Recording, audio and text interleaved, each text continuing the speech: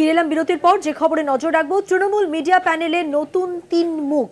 বাদ গেলেন অরূপ চক্রবর্তী, রিজু দত্ত, সুদীপ রাহা।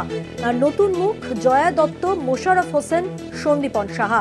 তৃণমূল মিডিয়া প্যানেলের নতুন ৩ মুখ জয়া দত্ত, মোশাররফ হোসেন, সন্দীপন সাহা।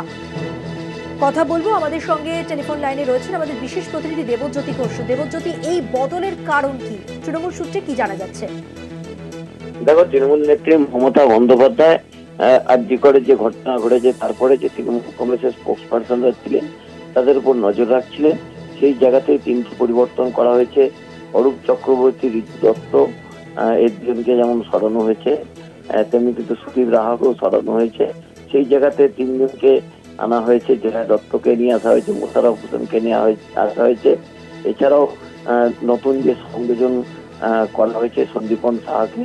এবং অত্যন্ত গুরুত্বপূর্ণ, তৃণমূল নেত্রী মমতা বন্দ্যোপাধ্যায় এই যে স্পোক্স পার্সন যারা বিভিন্ন সংবাদ মাধ্যমে তাদের প্রতিক্রিয়া দেবেন, সেই তালিকা পরিবর্তন করেছেন। অভ্যন্তরীণ বেশ কিছু রাজনৈতিক সমীকরণকে বিচার করেই এই তালিকা তৈরি করা হয়েছে এবং আগামী কাল থেকে তারা বিভিন্ন সংবাদ মাধ্যমে বসবেন এবং সেখানে তাদের প্রতিক্রিয়া জানাবেন। ধন্যবাদ দেবজ্যোতি। কথা বললাম আমাদের বিশেষ প্রতিনিধি দেবজ্যোতি ঘোষের সঙ্গে।